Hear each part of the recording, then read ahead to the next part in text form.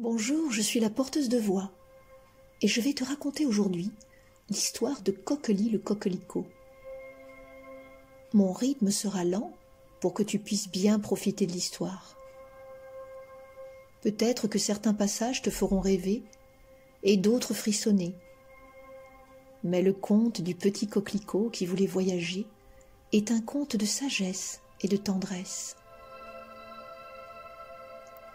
Pour bien voyager et rêver, il te faut en premier bien t'installer dans ton lit ou sur ton fauteuil. T'entourer de tout ce qui te fait du bien. Voilà, pense bien à détendre tout ton corps, à prendre une grande respiration et puis souffler bien fort pour relaxer tous tes membres.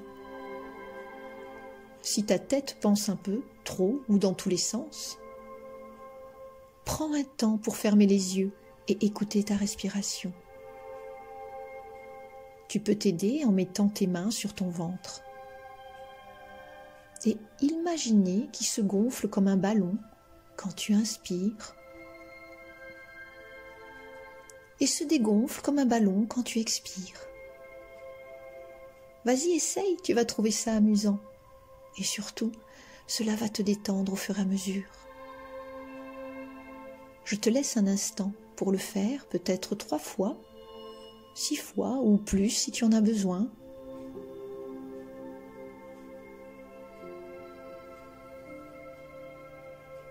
Tu es prêt pour le voyage? Imagine-toi que je suis assise à côté de toi et que j'ouvre mon grand livre d'histoire.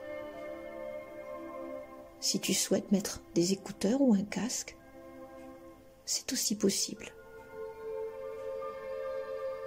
Le coquelicot qui voulait voyager.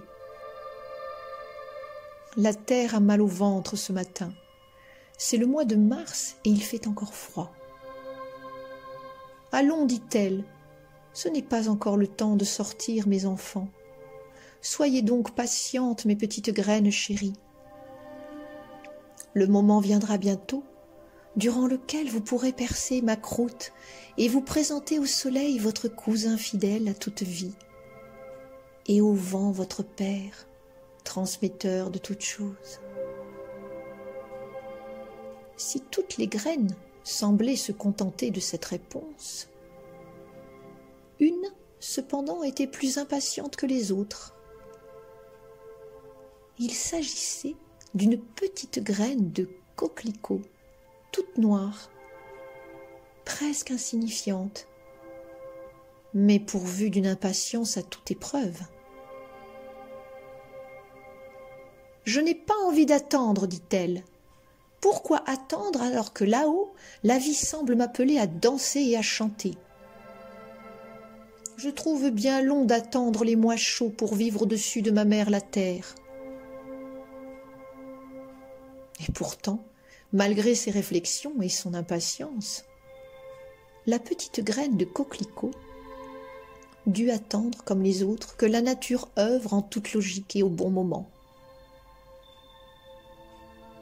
Vint enfin le jour où toutes les graines purent sortir. On vit jaillir de la terre des fleurs rouges, roses et de toutes les formes, de toutes les expressions. On vit danser et se laisser caresser par le vent une colonie de coquelicots. Mais surtout, on vit un petit coquelicot tirer sur sa tige pour voir tout ce qui se passait autour de lui. Ses pétales semblaient bouger dans tous les sens pour humer, toucher tout ce qui se passait à sa portée. « Que fais-tu donc ?» lui demanda une cousine énoignée, coquelicot elle aussi de son état. « Ne vois-tu pas, lui répondit Coquelie, car tel était le nom de notre petit curieux, que le monde semble vaste et qu'il serait merveilleux de le parcourir, découvrir les vastes étendues et ensuite revenir pour raconter ce que l'on a vu. »« Allons, lui dit la cousine, tu es un coquelicot. Ta tige et tes racines sont ancrées dans la terre et tu ne peux bouger. Ta nature propre est d'être un végétal. et un végétal ne se déplace pas comme les humains. N'es-tu pas tenté, lui répondit Coquelie, de sortir justement de cet état pour profiter pleinement de la vie? Tu es fou, sortir de terre signifie mourir. Comment vivras-tu sans boire et sans être nourri par la terre? Tu es fou, reprirent en chœur les autres cousines et les commères aux alentours. Il est fou, reprit la vaste prairie dans laquelle vivait Coquelie. La terre s'inquiétait de l'état d'esprit de cet enfant. Elle avait déjà bien senti, quelques mois auparavant, que cette graine n'était pas comme les autres, et qu'elle montrait des aptitudes peu communes pour un coquelicot, et des idées d'indépendance qui pourraient lui faire courir un danger. Mais malgré cela, Coquelie n'avait qu'une idée en tête, c'était de prendre le chemin de la découverte et s'en aller tel un héros solitaire. Étrange idée pour un coquelicot. Alors que ses cousines profitaient pleinement de la vie et de la douce chaleur du soleil, Coquelie se morfondait, cherchant un moyen de se mettre en route. Mais cela était difficile lorsque l'on a pour pied des racines et pour corps une tige fragile. Cependant, un jour courut le bruit que la sorcière du bout du monde revenait comme chaque année pour chercher les coquelicots les plus beaux et les plus appétissants, pour les mettre dans ses potions magiques. À cette nouvelle, la terre avertit ses coquelicots de se faire les plus misérables possibles, d'avoir la mine et les pétales les plus secs possibles. Ce que firent les coquelicots? Tous? Non, sauf un, notre imprudent et impétueux Coquelie. Ce dernier se dit que cela pourrait être le moyen de voyager, et que tant qu'il aurait une bonne mine, la sorcière ne lui ferait rien. Et puis, il serait bien temps par la suite de trouver une solution pour revenir. Aussitôt dit, aussitôt fait. Il fit sa mine la plus réjouie, se fit aussi rouge qu'il put, et tendit sa tige très haute en attendant la sorcière. « Coquelie, Coquelie !» lui chuchota la cousine, d'à côté. « Mais que fais-tu? S'il te plaît, rends-toi laid. La sorcière va arriver et va t'arracher. » « Chut, tais-toi, lui intima Coquelie entre ses dents. Pas sûr que les coquelicots aient des dents, mais Coquelie savait que l'expression avait un sens s'il faisait exprès d'avoir des dents. « Maudite bavarde, tu vas me faire rater la sorcière. Reste donc avec les autres commères, vous n'êtes bonne qu'à jacasser. » Il arriva ce qu'il arriva. Une affreuse sorcière du bout du monde, au chapeau pointu et à la verrue sur le nez comme dans les vrais contes de fées, se pencha sur notre coquelicot.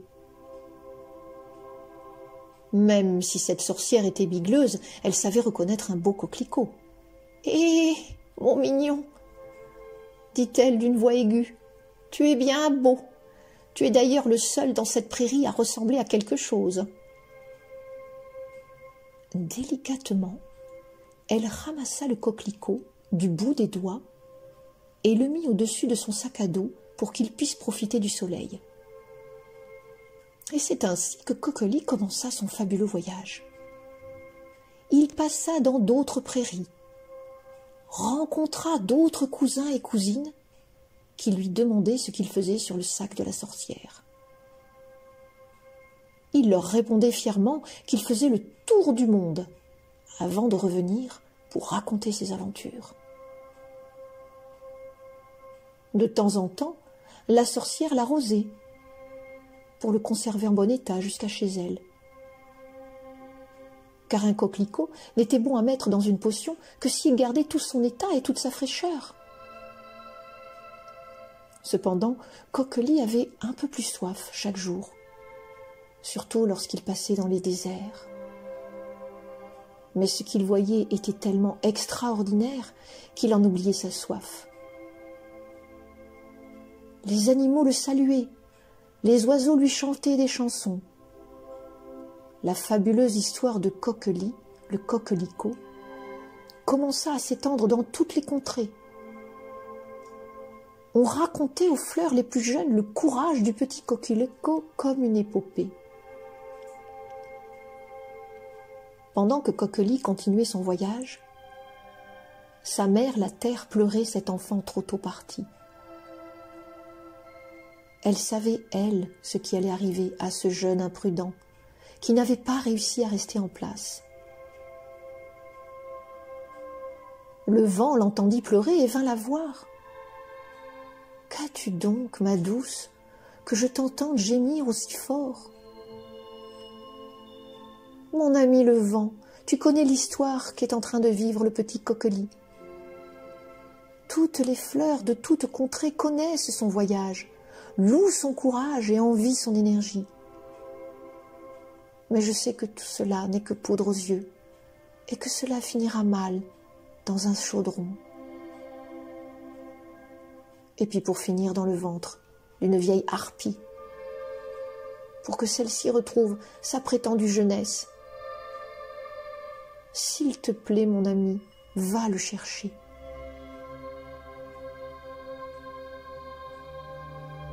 Mais que puis-je faire, répondit le vent.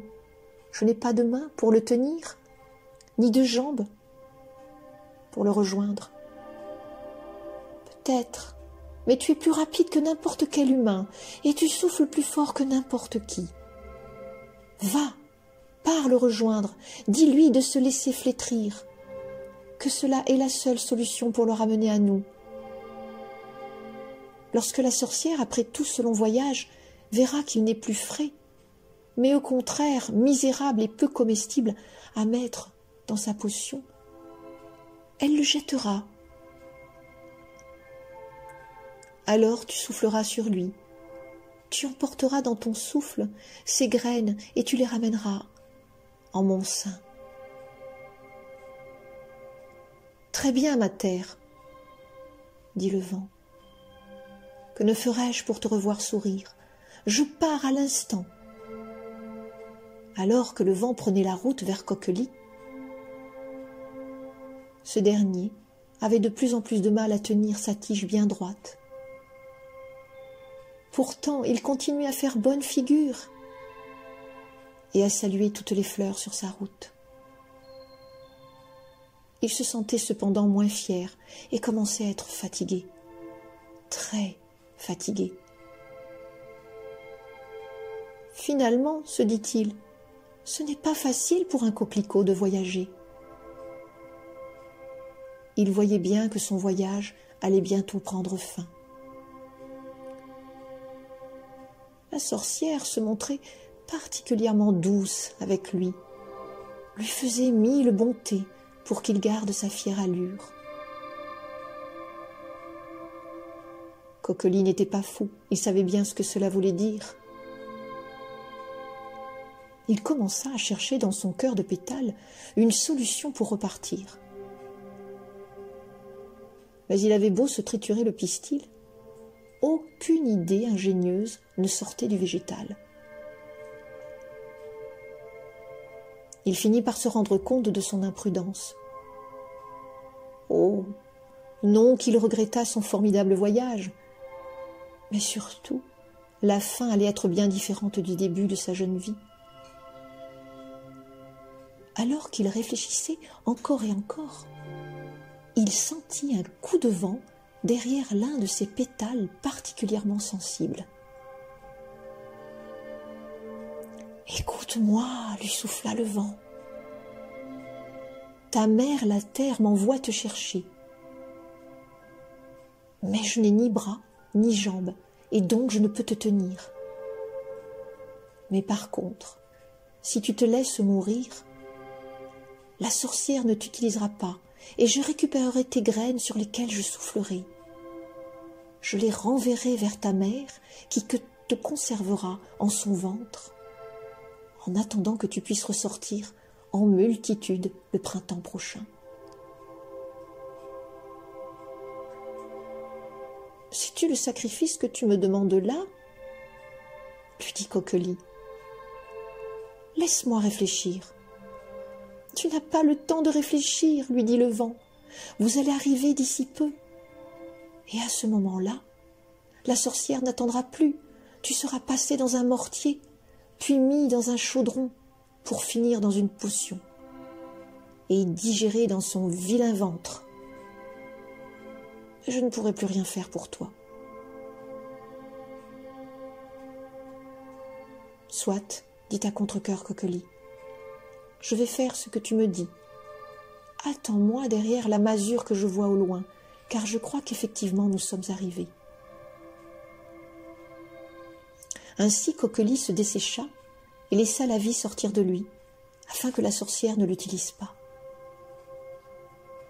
Lorsque celle-ci, en se déchargeant, vit que le petit coquelicot était tout sec, malgré ses bons soins, elle se mit à hurler comme une folle.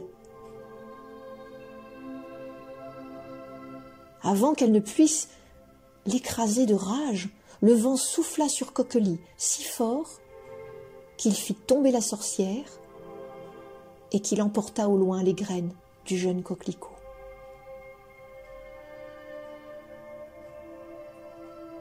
La terre, à la vue du vent et des graines, se mit à chanter de joie. Elle avait retrouvé son enfant. Sans attendre, elle s'ouvrit et cacha les graines au plus profond d'elle-même. Puis, chemin faisant, à la veille du printemps suivant, elle eut du mal au ventre, comme à chaque fois. C'est normal pour une mère qui va accoucher. Les nouvelles graines, à leur tour, piaffaient d'impatience. Mais plus particulièrement une dizaine qui avait un sacré caractère et qui souhaitait émerger plus tôt pour faire le tour du monde, comme un certain Coquelie. Lorsqu'enfin elles sortirent à leur tour de la terre et qu'elles se mirent à avoir des idées d'indépendance, une des cousines de Coquelie du printemps précédent leur raconta l'histoire de leur grand frère dont elles étaient issues, du voyage extraordinaire qu'il avait fait, mais aussi de l'imprudence qu'il avait commise de ne pas accepter sa condition de coquelicot.